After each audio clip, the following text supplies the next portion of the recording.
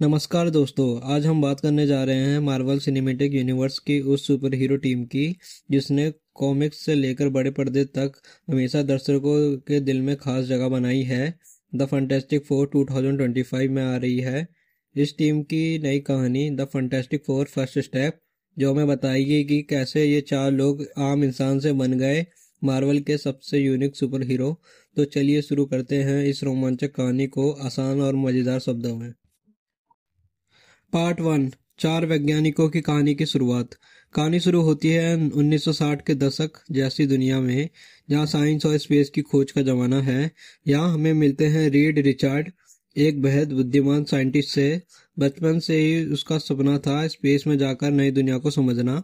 उसका सबसे अच्छा दोस्त है बेन ग्रिम, एक मजबूत भरोसेमंद इंसान जो रीड के हर प्रोजेक्ट में उसका साथ देता है। एक दिन रीड अपनी रिसर्च सरकार के सामने रखता है, एक ऐसा मिशन जहां इंसान को कॉस्मिक एनर्जी के पास भेजा जा सके ताकि ऊर्जा के नए सोर्स खोजे जा सके। सरकार पहले मना करती है, पर रीड की लगन देखकर उसे फंडिंग मिल जाती है। मिशन में शामिल होती है दो और लोग, सुई स्ट्रॉम जो एक बायोलॉजिस्ट है और रीड की करीबी साथी, और उसका छोटा भाई जॉनी स्ट्रॉम जो थोड़ा शरारती मगर बेहद बहादुर पायलट है। इन चारों का मकसद है अंतरिक्ष में जाना और मानवता के लिए कुछ बड़ा कर दिखाना। पार्ट टू, मिशन स्पेस का वो दिन जिसने सब बदल दिया। रीड, सुई, जॉनी और बेन एक खास स्पेसशिप बनाते हैं। रीड गणित और टेक्नोलॉजी संभालता है, सुई लाइफ सिस्टम की देखरेख करती है, जॉनी पायलटिंग करता है और बेन सुरक्षा की जिम्मेदारी लेता है।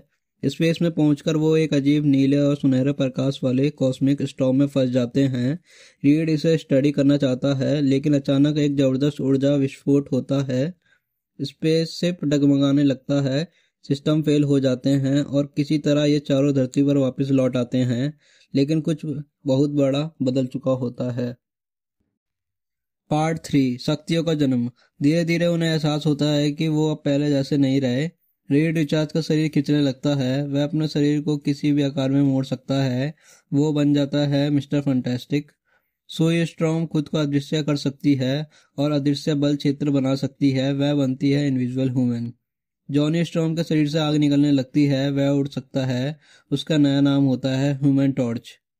और बेन ग्रिम का शरीर पूरी तरह से पत्थर जैसी बनावटी में बदल जाता है। उसकी ताकत इंसानी हदों से ऊपर चली जाती है, वह बनता है द थिंग। शुरू में ये सब डर जाते हैं, बेन खुद को राक्षस समझने लगता है, जॉनी को मजा आता है और सोई सबको एक साथ रखने की कोशिश करती है। रीड वादा करता है कि वो सबको ठीक करने का तरीका ढूंढेगा। पार्ट फोर, नया खतरा, विक्टर वॉन डूम। रीड की रिसर्च को हमेशा चुनौती देने वाला उसका पुराना साथी विक्टर वॉन डूम। विक्टर को लगता है कि रीड की खोज ने उसकी प्रसिद्धि छीन ली। अब वो जानता है कि रीड और उसकी टीम को कॉस्मिक पावर मिली है। विक्टर भी उसी ताकत को पाने की कोशिश करता है। वह खुद को एक एक्सपेरिमेंट में झोंक देता है और एक भयानक शक्ति प्राप्त कर लेता है। उसका शरीर मेटल से ढक जाता है और बिजली को नियंत्रित करने की क्षमता उसके पास आ जाती है। वो बन जाता है डॉक्टर डूम।